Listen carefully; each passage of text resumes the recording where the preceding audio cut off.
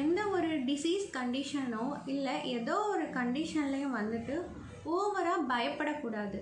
பயந்தா என்ன ஆகும்னா, நீங்கள் இங்கே என்ன திங்க் பண்ணுறீங்களோ அந்த திங்கிங் எல்லாமே வந்து உங்களோட நர்வ்ஸல் நியூரான்ஸில் அந்த சிக்னல் வந்து டிரான்ஸ்மிட் ஆகும்.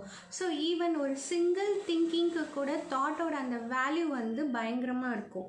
ஸோ அதனால் நீங்கள் வந்து ரொம்ப பயந்தீங்கனாலோ இல்லை ஓவராக திங்க் பண்ணிங்கனாலோ அதை இது பண்ணும்போது அது வந்து இன்னும் ஜாஸ்தியாக தான் ஆகுமே தவிர அது கம்மியாகாது. ஸோ பொறுமையாக அமைதியாக இருக்கணும். அமைதியாக இருந்து அடுத்து அதுக்கு என்ன சொல்யூஷன் அப்படின்னு தான் பார்க்கணும்.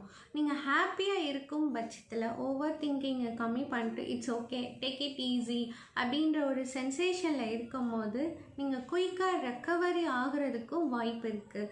அதனால தான் அந்த அமைதியை மெயின்டைன் பண்ணுறதுக்காக தான் யோகாலாம் சில நேரம் வந்து சஜஸ்ட் பண்ணுறாங்க. ஸோ நீங்கள் படப்படன்னு இருக்கும் போதோ மைண்ட் ரொம்ப ஓவர் திங்க் பண்ணும் போதோ உங்கள் பாடியோட ரியாக்ஷன் வேறு மாதிரி இருக்கும். பீஸ்ஃபுல்லாக இருக்கும் போது வேறு மாதிரி இருக்கும். எவ்ரி சிங்கிள் தாட்டுக்கும் ரொம்ப வேல்யூ இருக்குது மைண்டை பொறுத்த வரைக்கும்.